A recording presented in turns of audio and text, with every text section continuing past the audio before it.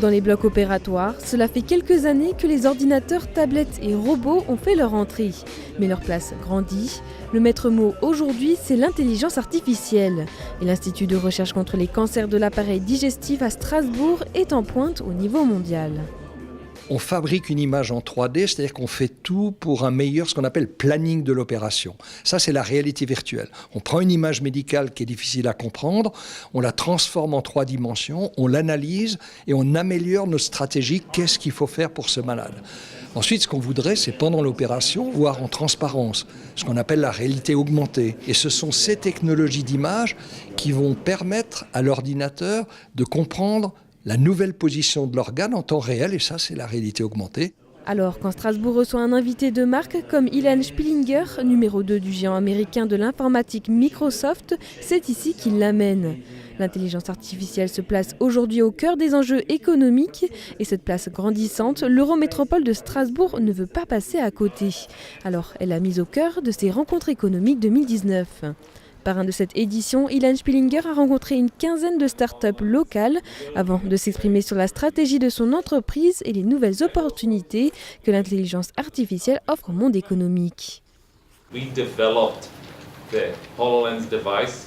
We launched it 2.5 years ago. We've been deeply engaged with corporations, with institutes that show interest in HoloLens, like the local IRCAD, the local university and other activities.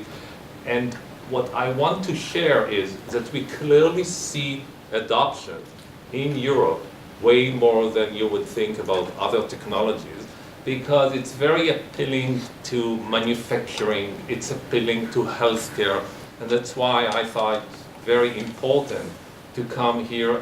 Des conseils et une vision écoutée de près par les 1900 chercheurs, élus, entrepreneurs et universitaires réunis au Palais des Congrès pour la soirée.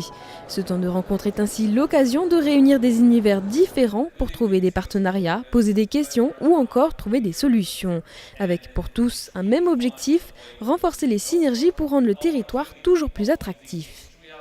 Alors, ces rencontres économiques, c'est d'abord l'opportunité qu'on a entre la collectivité, l'Eurométropole, l'université et la CCI pour le monde de l'entreprise, de parler de projets, de parler d'actions que nous menons pour permettre à notre territoire, je dirais, d'être plus dynamique et à nos entreprises de bénéficier et de contribuer aussi à cette dynamique. On le fait rayonner en attirant, en faisant tout pour attirer de grandes entreprises internationales, des sièges mondiaux, des sièges nationaux.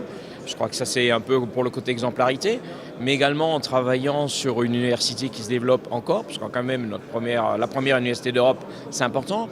En montrant aussi que c'est un territoire transfrontalier qui permet aussi d'avoir des relations privilégiées avec nos pays voisins, donc ça c'est important.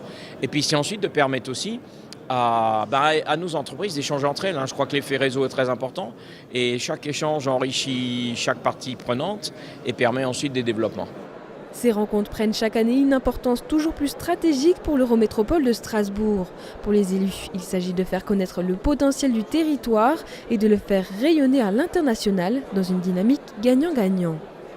Si des entreprises comme Microsoft font un peu leur marché en quelque sorte, en disant si vous avez du talent, vous pouvez venir chez nous. Et nous disons, si vous avez du talent, vous pouvez aussi venir enseigner à l'université de Strasbourg, qui est une très grande université. Et si vous avez du talent, vous pouvez aussi intégrer des entreprises qui sont très performantes dans notre territoire. Et donc, on voit bien qu'on a besoin de poser les curseurs, mais en tout cas, de dire à celles et ceux qui l'ignoreraient que nous avons ici beaucoup de talent et beaucoup de réussite. Et qu'il faut impérativement conforter cette situation. L'Eurométropole de Strasbourg affiche 14 trimestres de progression nette d'emplois, ce qui représente environ 11 000 créations d'emplois. Près de 5 000 entreprises ont été créées sur le territoire en 2017, des indicateurs de dynamisme économique, mais il reste encore du chemin pour faire de ce territoire une place forte de l'économie de demain.